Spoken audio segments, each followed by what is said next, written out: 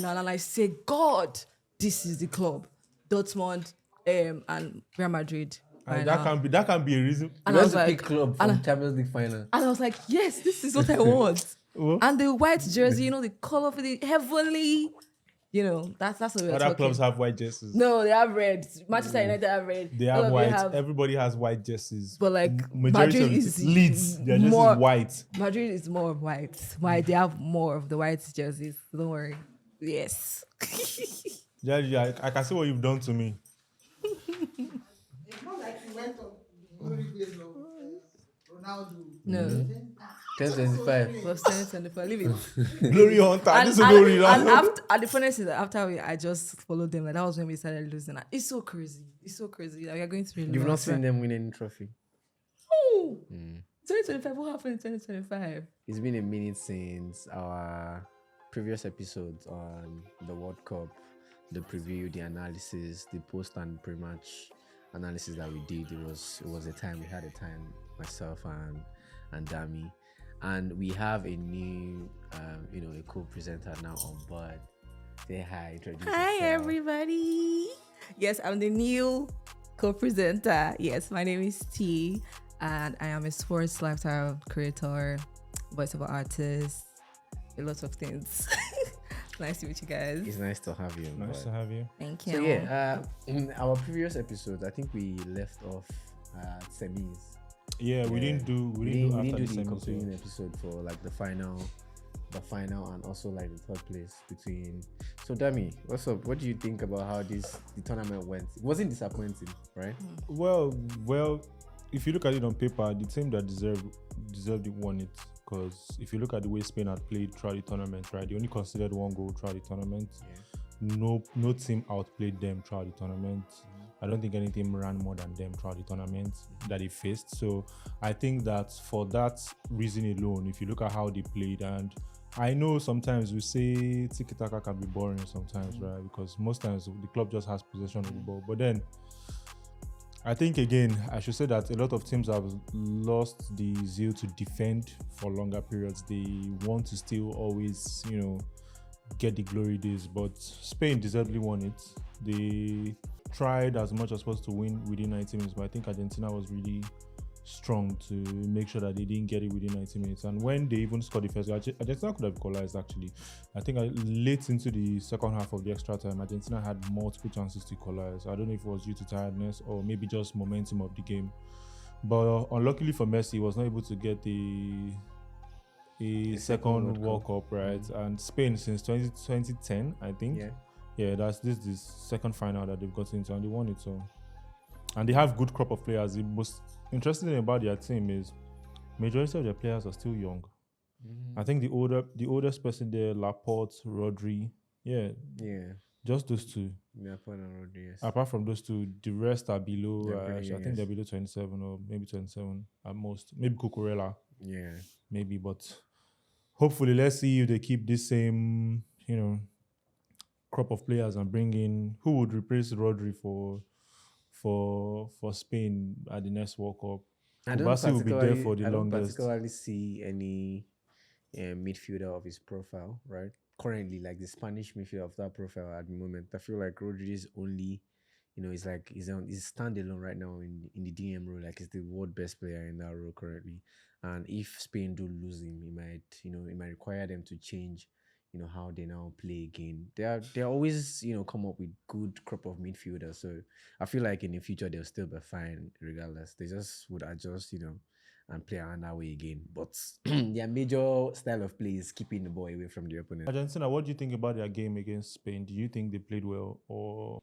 Well, contrary to what we've been seeing through the tournament, the crazy decisions. I don't want to say bias, right? But like the crazy refereeing decisions, especially in Argentina matches against other nations and all of that. In that final against Spain, I knew that like Argentina doesn't have that midfield to even compete in the first place. What would be happening to them is made them taking their chances, and they were not those chances weren't there to be taken until extra time. Yeah, there were no chances. The whole 90 minutes. I think they had only one shot on target or so. Yeah, so it wasn't theirs for winning. they just would try. And like they've been doing all tournaments, they've been fighting, in like late 90 minutes, they will just get an equalizer, a goal, and just win the match. They've done that a lot. But they almost did that against Spain as well. But Spain was just, overall better in all departments. What do you think, T? This is quite a sensitive topic for me. I'm not even going to lie. Because you see, Spain winning the World Cup, I don't want to say it's a fluke, but I mean, I'll be sentimental, right? But at the same time, it's like they maybe deserved it, right? Because it's not, in the semi-final, it was not just a 1-0 or 1-1. It was 2 whole goals against France. And it was crazy. I was like, oh, what's going on? Because my boys were there. And I was like, I actually cried. Because I'm like, what's going on? And it was so bad that they actually dominated the football. It was so bad because you see videos of them. And I mean, I was watching the match and I was like, see the way they're doing my players. See the way they're doing, like, they were just passing the way. And Lamine Yamal was doing his own. They considered the penalty. Like, it was just very crazy. But also, I would say that Spain, they didn't have the craziest or the toughest, what's it called? The group stage matches. Like, they did not have, what was it against? Spain, Cape Verde. Cape Verde. Was it Cape Cape Verde was Verde? tough now. They No. actually made a number of, icons. It was only Cape Verde. I was like, How that about- actually how about- like how about went Portugal? They met Portugal. They met as well. Portugal, they met Yeah. France, they met Argentina. in their own group stage match. Spain didn't do much. They didn't do much. But then after that, they met tough teams. Like, You're saying Spain had it easy. yes, that's why they had, Argentina had it ridiculously even easier than. because of Messi. No, Even like- though there were too many Ojoros. Yes, there were too many, and the whole thing. I don't know what's going on, but like, I'm sorry, I'm not even being biased. Like, it was because of Messi. It was Messi, because maybe we have Messi in the team, and also because, of course, he's a FIFA boy. I'm sorry. I'm just glad that I'm not the one saying it. So He's a you won't FIFA be like, boy. Oh, Sunday has come again with his agenda. I'm glad I'm Because not it's one the saying it. truth. Like, I'm telling you that this particular, like, that period, the World Cup, I have an uncle who is like a Barcelona fan, also supports Spain, Argentina. He likes Messi, Lamine Yamal. He was calling me every time. Hello, Timmy, show record Tim also. And I was like, bro, it's not even that deep. But it's like, no, it's deep. I was so pained. It was so bad for France because what do you mean 2-0? Well, nah, it was crazy. And when during the final, I was not rooting for Spain to win. I was rooting for Argentina to lose. You're not going to win That's that. a proper World- hatred. You Yes. were not rooting for Spain to win. Yes, I You were was rooting rooting for Argentina to lose. Even if Each at of them all, can lose. they have to lose. Like, People don't can lose. I needed lose. Yes, I I needed. respect it. I mean, I respect I need Argentina to be out of that World Cup, and I was happy that they didn't win. And Messi should just go and sleep because Ronaldo is not winning anything, and I feel Ronaldo is tired. Ronaldo can't do anything. Fine. We'll all go home and sleep. Yes, fine. Ronaldo is not going to do anything. It's not even hate or anything. I love Ronaldo, and that's the thing. It's like my goat, yeah. But he can't do anything much anymore because Yeah, he's and old that's now. fine, yeah. Yes, not everybody will win the World Cup. That's totally okay. So Thank you, we move Temi. on. Thank you so much. I appreciate you. Barbados is supporter. I say that thank you. I appreciate you. But don't you think that Zidane is picking up France at the levels At the wrong that- time? the levels they're going to give him will be so high. Nah, I feel the like- expectation is to win the World Cup. I feel like he's picking up Spain. France at the best time. Do you know why? Why? They have like the best crop of young players at the moment. Maybe now they are lacking in some areas, which I know that Zidane is very capable of finding players for those spots that are missing. So I feel like he can do something great with that team at the moment. He has what he said now. Then What of Klopp with Dembele. Germany? Klopp has a lot of work to do. He get work there. Yeah, like Klopp he, has a lot, because a lot. I don't know, man. I don't know how he's going to. Yeah, that German team is gone. I feel like, I'm sorry to say this, but like there are too many immigrants in that German squad. Because like usually, we used to have like proper Germans in the 11. I feel like now integrating like the world is changing. We're having different people from different side of the world integrating themselves into other nationalities and all of that. Yeah. I feel like that sort of like, affects the culture or their footballing culture in a little bit, maybe in the way the dressing rooms become and all of that. Well, Shanks, like I said, Guardiola spoils their style of football. So I don't think it's an immigrant thing. I think it's the way they've moved from their high energy Game pressing, football high intensity football to to- like trying to tap their way through. And Germany has never been a tapping team. They've not been a tiki-taka team. That's Spain's thing. And I always say it for tiki-taka, it's something that has to be like a culture for the players from when they are very... That should be the only football they know. Like, if you look at most Spanish players, most of them came into that setup that even if you go to Spain's League Tier 4, they are they're very practicing technical, tiki-taka. Like, Very if there's no place in their country that you see them playing anything apart from tiki-taka. So that's why it's easy for anybody coming in to replace anybody to slot in without any issue, because that's the style of game that they know.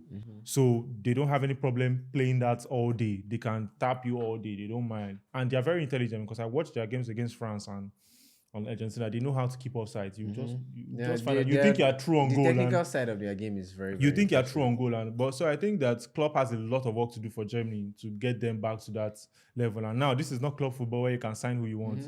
You have But to, if there's anybody to do it, I think he's the guy. yeah, he's the guy. I think the first thing is I think that he would first instill a lot of passion in them, and because I think that apart from maybe Kimmich, and shout out to Musiala. I think he kind of like fainted in the last in their previous game. preseason games, back to back. Said he has Twice like now. Twice now. neurological disorder or something. We do hope he gets well soon. Yeah. On a job boy now. So even though he's not. Shout out to Musiala, get well soon. Brother, I don't know anything about I only know that he gets some people. Nigeria These are the issues. I really like Malawi- Nigeria lost and Cameroon won. These Yes. are the issues. And I think they said the Cameroon girls were men. There's they one actually baby there. look I like think, is the it actual Malawi or Malawi. something? Yeah, Malawi. Both yeah, of them, the two Chawinga Chawinga. sisters. Chawinga. They Jesus look like Lord. men. I can't say that as a woman, but they look like men. I'm They sorry. are insane. They Regular really talk, want to take Alozie life, bro. Bro, she's There's Yeah. difference between bad and baddest. Those Chawinga babes were really bad. They were running down and yo. Chawinga They play plays in for, is it- Kansas City. I hear you. Yes. They are really good, yes. Why won't they be good? Look at their body. What are you saying? Oh, please. Don't let us I thought do what it. a man can do, a woman can do better. Now. Let's look at Yes, them. but like, come on. Nigeria has had a very disappointing campaign at the WAFCON 2026. They just concluded WAFCON 2026. They lost to Cameroon 1-0. They are arch rivals, by the way, and it's so crazy. You know, first of all, I have a lot of people to blame. I have the NFF to blame. I have the coach to blame. I don't have the players to blame. I also have fans. I have men. I have super egos to blame. Like, it's so heartbreaking. Whenever I talk to people and I'm like, oh, okay, did you guys hear about the WAFCON, blah, blah, blah, yada, yada. I also blame CAF too for moving the date, which was supposed to be March to April. Then they moved it to July to August after the World Cup, which doesn't make sense to me. I'm sorry my voice is already breaking because I am so emotional about this. Like, it's so heartbreaking. Because what do you mean? The Super Eagles will like talk about Super Falcons, you know, do like the Super Falcons talk about the Super Eagles, they do publicity, they would cheer them on every single time. During the AFCON, I saw these videos that these women made. Rashida Ajibade, I'm sorry guys, I'm really emotional. Rashida Ajibade, all of them, Ohale, what's this lady, Alozie, all of them made a video. They combined a very, very cute video wishing the Super Eagles, you know, good luck at the AFCON and everything. And for the Super Falcons, we didn't see anything. There is no promotion, there's no publicity, nothing. CAF, I don't know, what was this? What was the point of moving the WAFCON from April or from March to April, then to July to August? It doesn't make any sense. And I don't blame the fans, to be very honest, because we just concluded World Cup 2026. Nobody's going to go to Morocco and start spending that money. It is not bad if you have the money, but not everyone has that money. Even journalists could not afford going to Morocco again. Some went, but it's not that easy. You need to see the stadiums. It was so empty. And after everything, they will be claiming, oh, Super Falcons, we have 10 titles. We have this, blah, blah, blah. Nothing. But they do have 10 titles. We do have 10 titles, but you guys are famsing us. Okay. It's not funny. Well, I have to agree with Tammy that the WAFCON gets poor publicity, right? And a lot of it is owed to the individuals, the people who can influence, you know, a little bit of publicity for our Super Falcons, like the men's team, for example, the Super Eagles. I also want to tell you that I feel like it was immediately after World Cup that they did play the Falcons. So like They didn't get to even prepare. yeah. It was like, I think 4 days they were at the camp. Like, what do you mean you're at the camp at 4 days before the actual tournament? They even stole these women's money Yeah, at the hotel. What is going on? I feel like Morocco also has a problem in this. I don't know the Moroccan Federation. I don't care, man. They are just. I'm sorry, but they are annoying. They're very poor at hosting people. Yet they want to host all the competitions and all of that. They have to be more hospitable, and welcoming to the other African countries. Well, for me, first of all, I blame the Super Eagles for not supporting. I would hold them responsible because I expect that they give the same olive branch that the ladies gave to them. Now, for the timing, I think for WAFCON, timing was a bit of an issue. For this Yes. WAFCON, timing was the biggest problem. You don't put your tournament immediately after the World Cup. World Cup is like the biggest tournament in football, right? In country football, national football. You don't put your tournament after the World Cup.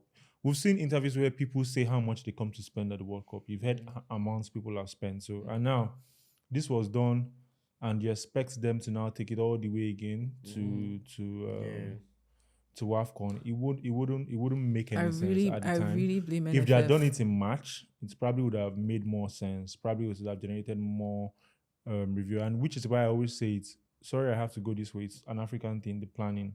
I see no So reason bad. why they can't do this planning. When you know, you also get revenue from this. The person hosting will get revenue from people coming in. Hotels will be booked. Would I say fans will come in and everything? You get all these people. So I expect that when you know that these things are coming, you strategize yourself to make sure that everything is done properly. The stadiums were empty. I watched games where stadiums were barely had up to 10,000 people. So bad. That's even giving a stretch. So if you have stadiums that can't get filled up, how are you going to make your money back? So it makes you understand it's not a charity organization, right? You're also still trying to make revenue from sponsorship deals and the rest. And if you put it directly after people have done for the World Cup, they won't want to You won't. put your money. And imagine I've decided to sponsor something and it's supposed to happen in March. Then you tell me, oh, what's supposed to happen in March is moved to July. I could tell you I'm not sponsoring again. Like, okay, just give me my money. I don't think it is feasible for me. I think, and for the Nigerian part of reaching 4 days before the tournament, to be honest, I don't know why I'm not surprised. Honestly, I do not know why I'm not surprised. We've always been used to this thing, whether men or women. You see when the men are sleeping at the airports, they are not letting them leave. Yeah. Things like that.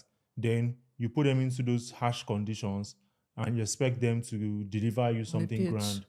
And you say, oh, they are in other teams. Yes, the clubs they play for treat them like human beings. They Exactly. make sure that you're mentally prepared for everything that you need to do. So they expect the same when they come into the country. So if you're coming to the country, and the worst part is it's not like we're a poor country that can't actually cater to those needs, right? If you decide to cater to those needs, you can't cater to it. So the fact that you can cater to it and you don't cater to it makes me realize that you really do not put it at the forefront of your mind. So if you can't do that for the tournaments Nigeria goes to, what do you expect from the people that are supposed to cheer them on? Is how you take it that other people would also help you take it. So if you take it serious, other people would also take it serious. So I think it's a call to the Federation, NFF, CAF, and the rest to find a way to make this work. Timing is of the essence when you are planning things like this, because at the end of the day, we all know that in as much as we want to enjoy the game of football, the organization is also trying to generate money. But then you have to be strategic with your timing. You have to be strategic with the way you prepare your players for it. You have to be strategic with the way you prepare the country that's going to be hosting, because a lot of things, Morocco has misbehaved during the male AFCON, and now you're hearing that during the female AFCON, people are losing money. Those things need to be stopped. You can't want to unsettle people because you want to win. I see no reason why you do that. Why don't you win a game fairly and stop harassing people? But then we really hope they do change, because if they do change, that helps the global stage of how they see us when we take. Because if you don't take charge of your own, they wouldn't want you to take charge of something more better than that. Because how do we now host maybe a World Cup? Imagine saying that they are going to host the female World Cup in Morocco, and they're saying they're moving it from June to September. How? When I'm watching Bruno Fernandes play, it's not going to work for me now. So Crazy. I think that they should just find a way around it. CAF, NFF, they're just corrupt. And I have this word to the fans who watch the Super Falcons, or I just recently watching the Super Falcons, because they have won like 10 titles now. And you just start saying, oh, because they were posting on TikTok, because they were posting on Snap. I'm sorry, hello. How many titles have your Super Eagles won for you people? And it's not their fault. And it's definitely not the Super Falcons' fault. You can't even tell me, oh, it's because of they were on TikTok. Don't they have? Are they not humans? They're not supposed to post. And don't come and say, because is this particular guy that I was talking about Boniface one time. I will say it again. They are totally two different people, or two different persons, or two different teams. Super Falcons are doing well. They are making us happy. I remember how I was crying that day. The WAFCON 20. I was on my knees. I was so happy that they won it. We were struggling that time against Morocco, but they won it. And let's not forget about the I think Nigerian. we were 2 goals down in that Yes. game, and then we came back. I was crying. I was like, good. oh my God, you girls, please do this for me. They did it. It was good. They did the remontada, you guys. And now because something happened, which is NFF's fault, CAF's fault, you're now saying, Super Falcons have been playing. I even said when I was saying that, and the Super Eagles supported them how? Money. Money and posting and cheering people on. There are two different things. I understand that maybe it does not. I will not say that. Maybe the videos that we make or say, I suppose Super Falcons will actually make them go and perform on the pitch. But it also boosts this confidence in them. Like, I am playing for my team. I'm playing for my country. My fans are happy. People at home are happy. They are depending on us and everything. We actually depending on them, but nothing happened to the point that Michelle Alozie had to deactivate her Instagram account. Like, the kind of, I don't know Nigerians, like, you guys are very, very annoying. Like, I'm very sure the kind of text or DMs that you'd have sent to that person would have been the worst DMs. Probably saying things like about our body. Because I know you people. I know. Even let's forget Super Falcons. Even the Egypt women. See what they wore. Look at the jersey they wore. Wearing, because Egypt is the only country that has won, like, more AFCON titles. Why are you wearing men? What is going on with the women's tournament? Women, what's going on? CAF commentators too, rubbish. You just say rubbish. Are you not watching the match? And it was a woman. I'm sorry, but like, are you not watching the match? On behalf of the Federation, the girls, and our girls, right? We're sorry. We men will do better, okay? Please do better. Okay. Support the We'll girls. do better. We'll support you guys more. And we hope that the CAF to also, like, pay attention to I hope so. these, troubles and all of that. Let's, we're stressing. I'm stressed. I can't lie. So, transfer started, I think it was immediately after the World Cup. World Cup ended in June. Was it I in June or don't in think it July? was immediately after, because I was think a they week signed, after. They signed this guy, Korea, during, During World Cup. Yes. June 15. Let's say June 15. Yes, Anderson was even during Cucurella, Konate. The transfer window was open while the World Cup was going on, and some major transfer has happened already, even way before the World Cup ended, right? Some of the major news that broke out then was I think it was a world record signing for Anderson from Nottingham Forest to Man City. Yeah, from Man City. Yes, and there was also I think Cucurella to Madrid while the World Cup was going on. Those are the major transfer news that I can remember now. Hey, there's this failed transfer between Manchester United and Atlanta. For Ederson. Yeah, for Ederson. We don't know what happened. I think it was a medical issue or something. It was one of the transfer that failed. We thought like was already like over the line, but then at the end of the day, news broke out that the transfer collapsed and all of that. Okay. Well, I think for the Premier League, I think the Premier League has never been more open as it is now, compared to the fact that a lot of managers departed, and we brought in like 5 new managers for like the top teams. I think Tottenham changed their coach, Liverpool changed, Chelsea changed, Man City changed. I think the only people that didn't change probably Manchester United, Aston Villa, the rest, majority of the others, the top, they did change their coaches. I think apart from Arteta, Carrick, and Carrick has not really stayed too long. Carrick is not even up to a year in charge, right? But I think that the league is more open than ever, and 2 things that would probably stand out to be your signings, the way you play, and the mental fortitude of your players, because we know Iraola is a good coach from the way he has handled Bournemouth. We know Xabi Alonso is a good coach from the way he won at Bayer Leverkusen, even though he didn't perform at Madrid, though he was sacked under I think 4 months or 5 months. But they wouldn't sign him if he had not won trophy, almost unbeaten. In German league, he was unbeaten. He was unbeaten. So Tottenham has carried De Zerbi. And they made 2 huge signings to their midfield, Tonali and Mathis Fernandes, even though, don't let me say what I'm saying on podcast, but all right. But then, so Manchester United had made some signings also, but I think this season was more of a battle of signing for midfielders. I think among the top teams, it was more of them trying to fortify their midfield, because every other person, probably apart from maybe Arsenal, even Arsenal fortified their midfield. So I think apart from maybe Liverpool, I don't think Liverpool has signed any midfielder. So they're probably trying to take care of the wings, right? So, but for other teams, Man City has lost Rodri. I think they're signing my boy from the World Cup, Budadi. So, and Elliot Anderson too is coming in. So I don't know how that midfield is going to work because Arsenal flogged them in the Community Shield and they were below par. So I don't know how they are going to come out from that. But we can say that there were a lot of transfers happening, a lot between the top teams, a lot, and it will be interesting to see how all this pans out. But Well, we're not speaking about the team that has been doing a lot more than any other team in the Premier League, which is Chelsea. I think Chelsea they've been. well, Chelsea has always been doing a lot of signings. Last year, I think they not signed moved in the that past way. 3 years they've signed a lot. I'm not really You're not moved that I'm way. not really bothered. Fair. Chelsea has there was a time Chelsea had like 40 something players on loan. Hmm. So I'm not And they change their managers like I'm their- not really would I say, but then they've made really good signings. Yeah. Let's not And they get have a out. really good, coach. or Yeah, and they have a manager as well. really good coach. And to be honest, they have a very good crop of players. Probably what will be I don't know if Enzo Fernandez will finally leave. I don't know if he'll go to Man City, but if he does leave, Chelsea still has a lot of things. I think Lavia is getting himself back together now and he's been playing. And I noticed that they've been scoring corners. Among the notable signings that clubs have made, this season for Manchester United so far, who need to bolster their midfield, in the fact that Casemiro left already and they needed a new, central defensive midfielder, someone that is even more leggy and all of that. With the news that is coming out this morning, fresh, that Manchester United has officially bid for Baleba, I think we're in a really good place, considering the fact that we have now, signed somebody like Tielemanns and Andre Santos from Chelsea. Tactical wise, right, these signings are great.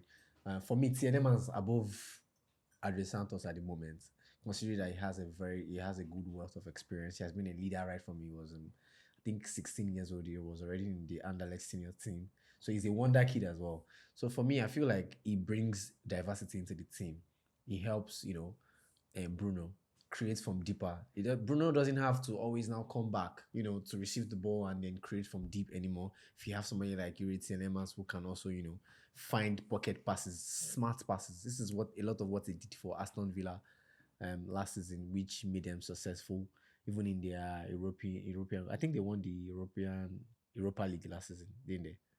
Did Aston Villa win the Europa League? Yes. Yeah, they did. He won the Europa League with Aston Villa last season, so he had a very good season playing from the deeper row, creating chances and all of that. So this helps Bruno Fernandes relax a little bit, in trusting other top creators and leaders in the midfield to dictate the play without him being afraid of, looking behind and then coming back to dictate the play. So yeah, Tielemanns is actually a very solid signing for Manchester United. And Andre Santos as well, who I feel like is modeled or coined around the kind of player that Casemiro is in, line breaking passes, sniffing out opposition passes early, intercepting the play, and also creating from deep as well. So far so good. Those are signing that is essential for Manchester United. But is it enough for them to actually be competing for the top spot this season? Well, I think that only if we're able to bring Baleba over the line, right? And someone like Baleba also brings a little bit of strength in the deeper role. Baleba is a primed for, although we've not seen him under the pressure of a top club, because that's a different thing entirely. So but then I feel like that sets Man U up for having a good season. So far for me, if we are able to bring Baleba over the line, then we'll probably have had a 9.5 over 10 window. Yeah, I agree with you. One thing I noticed about Carrick's model for midfielders is looking for midfielders that pass first. So I think he's looking for midfielders that when they hold the ball, what they want to do is to pass the ball. They don't want to hold it for too long. Yes. Yeah, because if you look at players like Tielemanns, Andre Santos, from the preseason I've watched, they pass first. They don't. But then I think that where Andre Santos and Baleba will come is because Tielemanns is not a leggy midfielder. He's not a leggy midfielder, right? And so he needs the help of people behind him, because when you're a pass first midfielder, you're not all your passes will be completed because you're trying to find openings and you have to keep trying that. So when you keep trying that, they will keep intercepting. So you need your players to be able to sniff out the danger before it happens. So I think that for the midfield, and Andre Santos was a bit of a shock to me. I didn't see that coming, but it's still a good signing. Baleba, fantastic signing. The fact that we have a player that can if there's nowhere to pass, can carry the ball and Yes. and come out of the midfield with the ball. But I still think that for Manchester United to compete in the league, they probably need to find a situation around the left back, because Dogu doesn't look like he's a left back anymore. Looks like he plays forward now. And Shaw is. Do you understand? already- Shaw, probably and on Shaw, the- to be honest, Shaw played the highest number of games, I think, for Manchester, and it was the player that played the highest Number amount of of games, games yeah, for, last for season, Manchester yes. United. But before then, we've not really had him at that level. And even at that, he still showed his quality. But then we need somebody to deputize for him there. I wish we could get Hall, but I think they are looking for cheaper options like George Salinas and all that. That's not bad. I also think that we need a striker, but currently I know that Zegzi is not. I don't think he's leaving. So if he's not leaving, I don't think they would want to sign another striker. I think our right wing is fine. Left wing, we've had Rashford back. I don't know how to feel about that. Honestly. I don't know if I should be excited or just. But then, since he's back now, we can't sign any winger. left winger. So, but the defense, I hope that we. With the return of Delete into. Yeah, hopefully that we do not have such too many injury scares, because now we only have, I think, Aiden Haven, Lisandro Martinez, Maguire, and Delete. I think those are the 4 top centre backs we have. I don't mind, but I know that the people handling the transfers are looking at settling the midfield and the left back position shortly. But I think that Carrick did a great job of trying to keep us steady. I don't think any Manchester United fan would think that we'd finish third based on where we were as at when we started the league, but as and when he took But do you over. think it also helped that we didn't have so many other, competition competing in and Yeah, it did help, but that's why we are trying to have squad depth, because if we have in the midfield position, we have about 5 or 6. That's good for squad depth. We can complete it with people from the academy or something. But those Fletcher guys, I'm not convinced with them. So I don't. the nepotism babies. Yeah, I'm not convinced with the way they play. I don't think they should be. For me, right? I don't know if it's Jack or Scott. I mean Tyler. I think Tyler Fletcher plays on the wing, and then Jack plays in the midfield. Jack is still a little bit more composed, although he has made some notable mistakes in the previous matches. But I feel like he's just going to get some more game maturities and all of that. If it doesn't work, I know Manchester United are going to ship you off to one. Yeah, so the Arsenal signings as well. They've made some notable signing on the back of the league that they won. Do you feel like the signing that they've made this season helps them retain the league? They've signed Bruno Guimaraes, who they've refused to call Bruno Guimaraes. They're now calling him Bruno. Just like, I don't know. And Zolis as well, and also Ezri Konsa. Zolis has been great for them so far. I think in 3 preseason games he had 4 assists. he had 2 assists in the Community Shield. Yes, and he also had like 2 assists in Community Shield. So it already looks like a good signing for Arsenal. And somebody like Ezri Konsa, again, a leader for Aston Villa throughout last season. Yeah, I'm quite impressed with their signings this transfer window, because they went for positions that they felt like needed to be shored up. And they sold Norgard, bought Guimaraes. Saliba has an issue. They brought Ezri Konsa. Fantastic signing. Zolis is a fantastic signing also, because from the games we watch, you see how direct he is with the ball.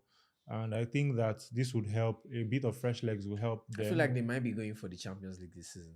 Well, I think they would, because currently, even in the Premier League, I don't see anybody. It's their Premier League to lose. Timmy, you don't feel like they're going for the Champions League this season? Who? Arsenal. No, please. No.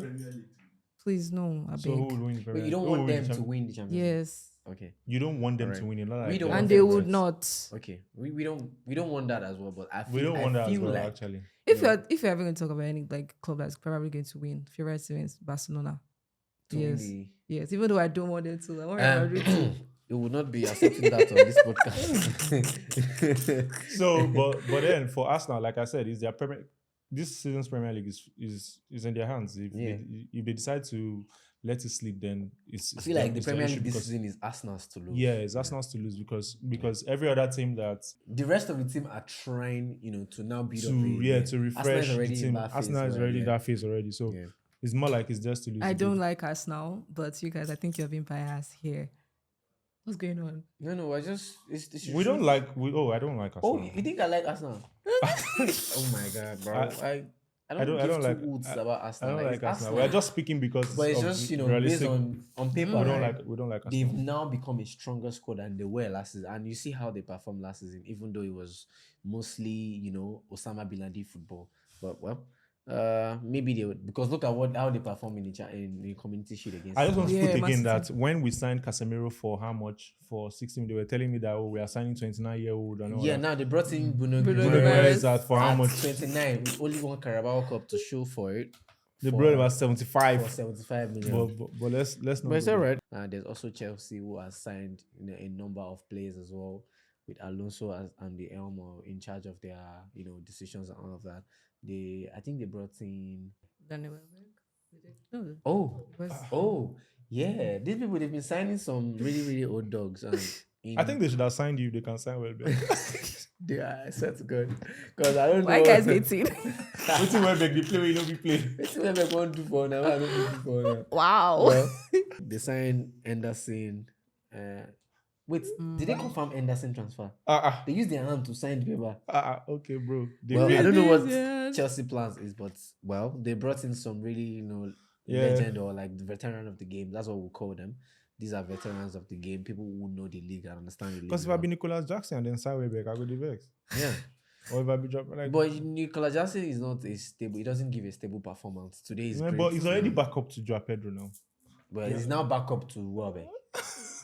Because from what I So, see, he's a backup. yeah, I think so- Welbeck had a lot of goals in Premier League last season. Yeah, Scoring he free scored. kicks too.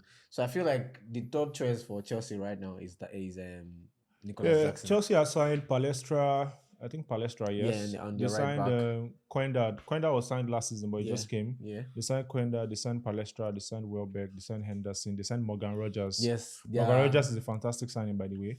They signed Morgan Rogers. For that price, Well, the English For that football price- English football transfer fees are overinflated. Like Rogers, to me, I don't know. I mean, I feel like there's a shady deal around that Rodgers because maybe it's an agreement to take Garnacho off them. To be honest, I just feel like there's something because Rodgers for 100 and something million. It's a lot. Queens. That's a lot. Ganacho not in Aston Villa now. So. Yeah, it's part of Morgan Rogers' deal now. You know those olden days deal where you say, Trade by barter. I'll This give guy- you, I'll give you my cousin too. Take him. It's just So yeah, but then Chelsea has been really busy in the transfer market, and I think for them to sign any other player, I think they'll have to sell because I think they have a very large squad currently. Well, it looked like Man City was going to sign Enzo Fernandez up until they gave them a deadline, 5 p.m. I think that was last Friday. or But so. would that work? If Man City really brings what they want, they will still sell. No? Yeah, so like Because I you don't can't know. hold a player. If a player, I don't think Enzo has handed in a transfer request, has he? No, he didn't. But he has been twerking for different clubs. The old Especially Madrid. Yeah, he really twerked for Madrid. It was crazy. DJ Dimpu Nipu will be proud. And, and She'll Chelsea be proud. fans actually want him out. Yeah, 'Cause- I mean, if a leader in the team is doing such thing, like I mean, But he then should I think Chelsea. they booed him in their last. And match. Chelsea, I Yeah. think they will be playing one game per week now. I think that would help them understand their. Well, they are now in their. Are you in the Champions League era? Or what are you doing on Wednesday night or on Tuesday night or even Thursday night? What are you doing? Nothing. Nothing. Yeah. They are only in the Premier League, and I think they're starting And Carabao I Cup remember early. when Delap rejected Manchester United because they are. Yes, I say he wants to when play in Champions League. At this rate, he might be playing in Championship soon. Yeah. That's mean. Signing of the summer, I want one signing per team. For me, I feel like Arsenal signing of the summer is going to be Zolis, right? Yeah, Zolis. Yeah. I feel like it's going to be Zolis. It's good. It looked good on the ball. It looked good off the ball. It works hard on the wing. Supports the left back really well, and is even producing some really really good chances. And it might be the Arsenal signing of the summer. I don't think it's Bruno Guimaraes, to be honest, but I think it's going to be Zolis for me. Maybe Chelsea. Who's going to be their signing of the summer? I think Quenda is going to be signing on the summer. He's Yeah. a very good dribbler, and he's also a very He's direct. going to be very He's very direct instrumental winger, to yeah. Alonso's So style of Alonso's style football. of play because Yeah. of the way he plays. So Quenda will be very instrumental for Man City. I don't know really. I just what I think is I think their coach Enzo Maresca has a lot to do. There's a lot of pressure because coming from Chelsea, the Man City is used to winning Premier League So titles. Chelsea's not used to winning Premier League titles. I'm sorry, Man but City I'm just saying got my used own. to it I'm just recently. saying my own. Yeah, I get the pressure that you're talking about. Yeah, but like if you're talking about Xabi Alonso with Chelsea, cool. I mean, Xabi Alonso is that manager that from Bayer Leverkusen, even though he had Real Madrid wanted him out, yeah, and now he's out. But in its time, he can still do better. But Enzo Maresca, Man City, the Community Shield, 2-0. Man City fans are already even angry. Like, what is going on? You know, kind was of it stuff. 2-0 or 3-0? 2-0. 3-0. It's 3-0. No, it was 2-0. What was competition? It was It was 3-0. 3-0. Now 3-0. Not 3 then chop. Are you serious? And so like that. Fair enough, because Wow. So, like, well, they I have, think they're under they pressure. they are Ooh. Please now. they We are don't hear signing now. his- I As think we're they're saying there. signing. Man City's signing of the summer is going to be maybe Boadi because Maybe Boadi. because Elliot of how they've Anderson. lost Rodri now, right? Yeah, because Elliot Anderson, Mm. I don't see him handling that midfield the way. I don't even think is Enzo Maresca type of player, because I think they've signed him way before they announced Maresca, right? Yeah. So I don't know. I don't see Elliot Anderson. You know, he's more Declan Rice. Like it's like a Temu Declan Yeah, Rice. Do you know? Sorry. Say not It's like a Temu Temu Declan Declan Rice. Like Rice. he's not Declan Rice, but he plays similarly like Declan Rice. And Man City needs like a holding midfielder, somebody that can dictate the play and all of that. And that's And that's what Boadi would do. Yeah, so maybe Boadi will be their signing of the And I think summer. Anderson will be under a lot of pressure. Yeah. He'll How be about under a lot- Liverpool? Have they made any major signing? Well, they're supposed to sign Bakola and Mbaye. I don't know if they'll sign both And they've of not them. signed but- any of them. No, I don't. They've not signed any of them. I think Wait, they've not made any signing. they have made signings. Who This- did they? They signed Jeremy Jackets from last season that they signed. Jackets. Mm. Are they good? Actually, your name is so funny. They signed Araujo from Barcelona. Are they trying to go up or they're trying to come down? Because Barcelona fans.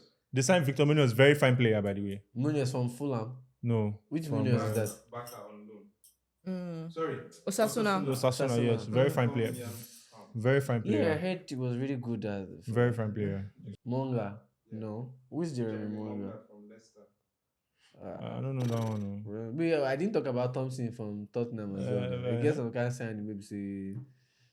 Nah, So yeah, for Liverpool, I think Victor Munoz is a fantastic signing for the wings. Okay. But I don't think the shoes he's trying to feel is very loud because Salah's shoes are very big to feel, and I think that it will be a whole lot for Liverpool to try to replicate that front three, or maybe even try to keep up. Isak is a very good signing. We're not going to lie. Isak, if fits Isak to any team, is an addition to any team. So far, we think on the transfer market, Yeah, Liverpool but- are the ones performing poorly. Yeah, Poor, but I if mean, they get top six, Bakola, their season their transfers becomes different. Yeah. How about their midfield? Is it sorted? Are they good?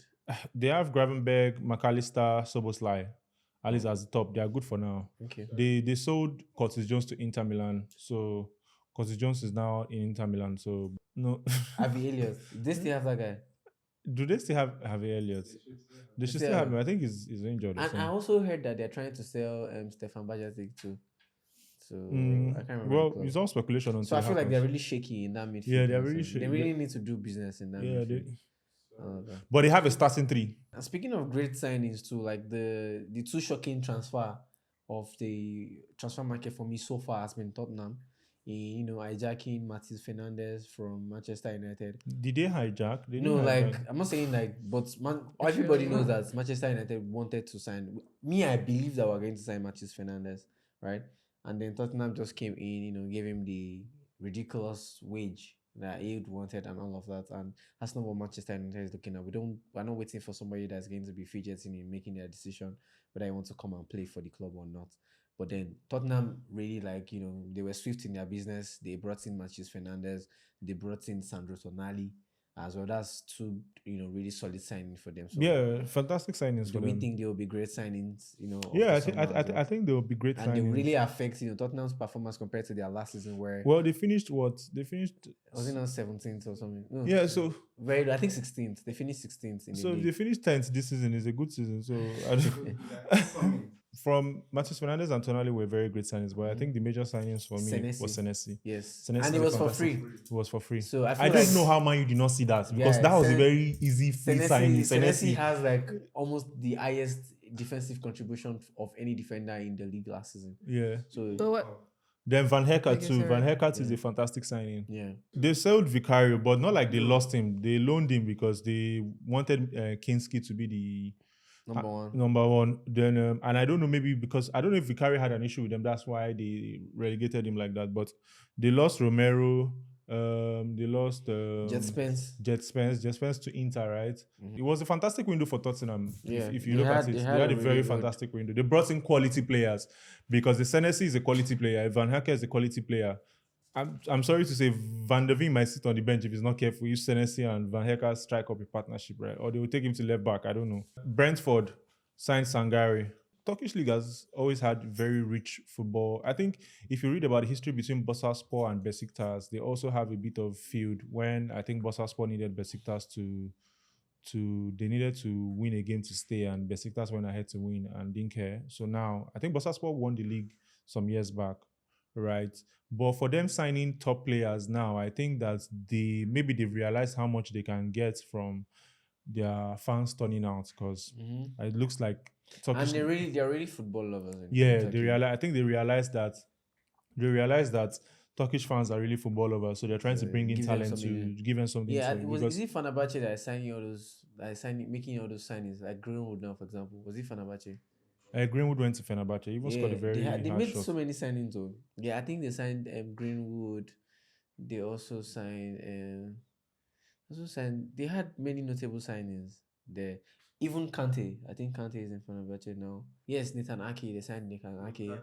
They signed Lukaku. As well. Yeah. Amrabat. Yes. Amrabat. So good prediction. We're going to be picking league winners, our potential league winner, top 4 teams that are going to relegate, the top scorer for the league, new manager bounce. Who is going to have the new manager bounce? Is it going to be Alonso? Is it going to be Raiola? Is it going to be Enzo Maresca? Is it going to be Carrick? Would Carrick continue for where he stopped last season? Biggest surprise package in the league. Who do you think will be the first coach to be sacked? Well, I don't want to start from there, right? I want to first start from the good side. Let's predict the league winners first. My league winner, potential league winner, right, for the season. I already know Obviously. you talk. I know what you're about to say. I'm sorry, guys. I don't like lying. Right? You guys, please don't fucking. I'm just going to kill be me. very quick with this because I don't want to be biased in any form. So the league winner is going to be Manchester United. Of course. You lie. I support you. Take. Of course. It's coming home. It's Of coming up. course. 21 is finally I coming will be home, here. right? League winners Manchester United, top 4. Manchester United, Arsenal, Chelsea, and Man City. Liverpool will not be I in top doubt four? that. I Nah, doubt. I think Liverpool makes top 6, yes, but not top 4. I don't think Liverpool. I don't know, but my prediction is Manchester United, Arsenal, Chelsea, Man City, top 4. Top scorer. With the way Maresca team is lined up, it's very hard to say Haaland retains the golden boot, right? But I mean, he's a prolific scorer. If they create chances for him, he'll score still. So I'm still going to stay Haaland. But I feel like we might be surprised this season. I mean, my own surprise striker for top scorer, obviously Benjamin Sesko.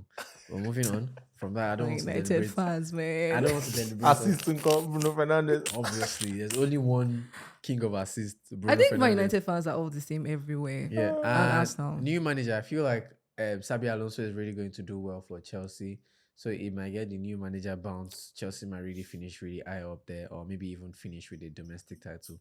I'm not talking about the league though, maybe Carabao Cup or something. Biggest surprise package is going to be surprise package. For me, I think it's going to be maybe João Pedro. He has been on fire for Chelsea at preseason, and he might now score a ton of goals for Chelsea. So he might even end up being the league top scorer as well. So the biggest surprise package for me might be João Pedro of Chelsea. Biggest disappointment, well, it's already obvious now. For me, I think it's going to be Elliot Anderson at Man City. And the problem is going to be them finding him a role that suits him, into the season. So Elliot Anderson might be the biggest disappointment. this season. Then breakout player for me, I'm going to go with another Manchester United player, Chelsea, who has Man. already shown some things that people are yet to see, but you guys should watch out for Chelsea. Yes, he is going to be the biggest breakout player this season, scoring some wonderful goals, playing at the number 10 role and also on the wing. And finally, the manager that I feel like is under the most pressure currently is Enzo Maresca, because Guardiola's shoes are too big to fit. Guardiola's shoes are very large, So right? where's Very like large. size The 60? expectations are going to be high, and I feel like it's going to underperform, and he might get the axe by I don't know January or something. For mine, I think let's go with the top 4. I would go Manchester United, Thank you very much. Arsenal, Man City, then Liverpool. Okay, no Chelsea. No Chelsea. I don't think they make it into. Mm. Yeah. For what's the next one? Relegation. I didn't even talk about relegation. Yeah. I feel like the teams that came up will just go back down. Yeah, I don't I think agree too. I don't think Coventry will go back. They will. They might. They look good, right? Yeah, but I don't think they Burnley will was go. super good in the season that company bought them from Championship, right? Burnley, they were good. Tiki taka. They scored 100 and something goals in Championship that season. They came to Premier League and wanted to maintain that style, right? They suffered. So for me, I feel like Lampard is going to be too brash in thinking that he can, hold top Premier League teams to open. But I don't think Coventry goes back. I think Hull City goes back. Well, for me, I feel Ipswich, Hull City, Coventry, they all go back the same way they came. Golden Boot, top scorer. Golden Boots for me, I think it will still be Haaland. I think it will still be Haaland because it's really sensible. Yeah, it will still be Haaland. He got Thiago. I want to believe that he will be a one-season wonder. I don't think he would because he really underperformed in the World Cup. And I know it's not enough to judge him, but then I think that if you are not creative to find other ways to score, to affect yourself on the game, defenders will take advantage of you. Like Haaland now, I know that even though you try to study him, you know that if you give him one chance, he will take it, and he's very strong. Thiago would score goals, but he probably will not be able to threaten. Another person that I felt would have threatened is Gyökeres, but I think that I've seen many Arsenal games where he makes the runs that people will not give him. I think if he had maybe like a De Bruyne kind of player, Odegaard is not that kind of player that would probably give you those kind of passes. He likes to control possession, so. And Gyökeres, do you feel like maybe Guimaraes will now give him? No. I think that Gyökeres likes to run into space and all with the ball. So I don't think that you don't see them having any creator that can find him in those positions. No, I'm not saying they can't find him, but the way they would pass to him will be different. So I think that the person that I looked at the game that might be able to do is probably Zolis, because he's always looking ahead to pass the ball. He's not always just holding it for holding sake. So I think contenders for your top scorer, it will be Gyökeres, Haaland, and I don't know who would I put as the third person. I think Gyökeres and Haaland, then maybe Mbeumo. Great. Okay. I think maybe Mbeumo. The next would be new manager. Which manager do you think would perform, up to expectation? So now, perform up to expectations, right? The problem with it is if De Zerbi brings them from 16 last season to 8, he obviously had a fantastic season. Yes, he did. Do you understand? So I think that De Zerbi would be one of the shockers. I know he might not make it into the top 4, but I think that he will probably be in the top 6 or top 7. So because of the way he plays football, I think that, and with the kind of players that he has, and he also knows the league. So. Yeah, and he knows the league. So I think that for him, he has bought most of the players he needs. So he's someone that I think would be able to effect, or would I say implement his style really well on the league. Okay. Biggest surprise package. I'm saying the player, like, biggest surprise package for the Premier League this season. Who would I give that? Biggest surprise has to be from the academy, right? No. Not necessarily. That would be breakout player. Okay. I think the biggest surprise player for me would be Zolis. Okay. Yeah, it would be Zolis. I can get behind that. Also, biggest disappointment. Well, I can't see past Elliot Anderson. I feel like that price tag will put him under a lot of scrutiny. And the fact that they are now changing a new manager is really going to be a big deal. And, most of these kind of games, for the kind of club is going to and the shoes that they're trying to fill, the players that were there before, you're trying to fill in a Rodri and Bernardo Silva shoes. Those are not players that you just go in and those are players that affect the game from anywhere on the pitch. Look at this guy, Tijani Reinders, who has only spent 1 season at the club and has already been asked. Yeah, so I think that he would be he would be okay, but he would be, because of the price tag, he would look like he didn't affect the game. So how Really. about breakout player? Lucas Bergvall of Tottenham. Hmm. Yeah, he will be the breakup player for me. I think that people are underestimating how good he is as a midfielder. So I think that even as much as they signed Fernandez and Tonali, I think that he will still compete for his How about the spot in the team. manager most under pressure? As a Maresca Agbadan. So, Because it's always hard to fill in those kind of shoes. Especially when they've sold players. You know, if he went into the team and they kept all the players, I think that yeah, he would not struggle because he can just tell them to continue what they're doing. yeah. But because they've lost really Now he now has to like set fulcrum, his own like team. you've lost a Rodri, lost Bernardo Silva. Those are two people that are very, very hard They are leaders. to replace. So hi T, how about you? What are your predictions for the league winner? League winner, I think Arsenal will win it, even though I don't want them to. But like, I mean, they have. You want them to win it now. If not, you're not picking them. But it's my prediction. I feel like they will win it again, but I don't want them to win it again. Yeah. So that makes your sense. top four. Set your top four. Arsenal, of course. Man United. Two. Liverpool. Three. And Chelsea. I don't think Man City. In that order or like No, like just in no particular no, order? no particular order. Okay. So what about relegation teams? What teams do you think would Again, the clubs that came, or that just Coventry, yes, Ipswich, Hull City. Hull City? You guys are going back. Okay. Golden Boot top scorer. What do you think wins it? I want to say somebody else, but I don't think there's anybody else besides Erling Haaland right now, and I just like him, so I'll choose Erling. Are you picking them based on likeness? Please, No, you allow you me. can pick three. Pick three. Allow Pick me. three so that you can have options. No, Erling Haaland is good for me. I'm okay. All right, then straight to the top. Elena top scorer. Great. Yep. How about new manager? Who do you think would have like the best season out of the new managers? Best season. But I just want to give Isabella some time. I feel like he can do something. So it would be okay, great. The biggest surprise package. I really don't know. But like, I don't know really. This just surprised me. Maybe players. I don't care. I really don't care. Coverage is produced by Visionary Studios in association with Arrow House Studios. Arrow House Studio is a state-of-the-art multimedia studio in Lagos offering a wide variety of services, including video production, editing, photography, audio dubbing, and engineering, and so much more. Visit the website at www.arrowhousestudios.com to get your